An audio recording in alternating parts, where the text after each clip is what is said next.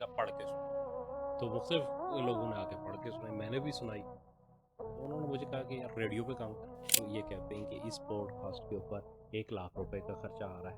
اب یہ ارننگ کہاں سے آئے گی؟ اگر یہ پروگرام مذہبی ہے تو اس کو ایڈورٹائزمنٹ نہیں ملے گی. اور یہی وہ لوگ تھے جنہوں نے بنا ڈالی اس پورے بر صغیر کے اندر جو تبدیلی کی اور اقامت دین کی جو تحریک ہے, اس میں اکثر لوگ آپ کو صحافی ملیں گے.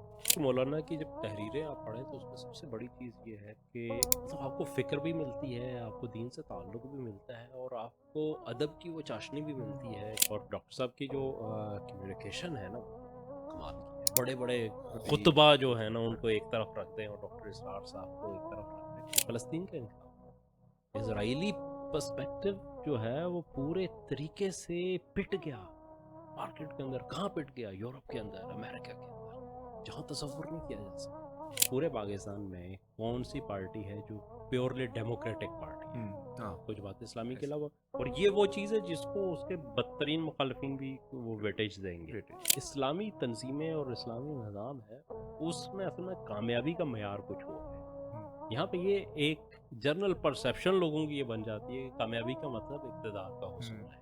پھر کوئی ریاست مدینہ کا نعرہ لگاتا ہے تو وہ اس کی طرف چل پڑتے ہیں, کیونکہ یہ تو کچھ کر نہیں رہے, یہ یہاں جمود نظر آ رہا ہے, یہاں جمود نظر آ رہا ہے. یہ بہت سلو پروسیس ہے جی, یہ پتہ نہیں اگلے 1 صدی میں بھی کچھ ہوگا نہیں. 3 سال تک تو کنفرم ہے کہ ہم 3 سال جو ہے نا اسرائیل ہمارا کچھ نہیں بگاڑ سکتا. تو اس کے بعد جو ہے مزید ہمارا خیال ہے کہ ہم 2-1 سال اور جو اگر 3 سال سے بات آگے بڑھ جاتی. والد صاحب کا کرنٹ افیئرس کے اوپر ان کا نظر ہے نا, وہ بہرحال بہت کم لوگ. خان صاحب تو کہتے ہیں کہ جناب میں نہ بات کروں گا تو اسٹیبلشمنٹ سے ڈائریکٹ کروں گا, میں حکومت سے نہیں کروں گا.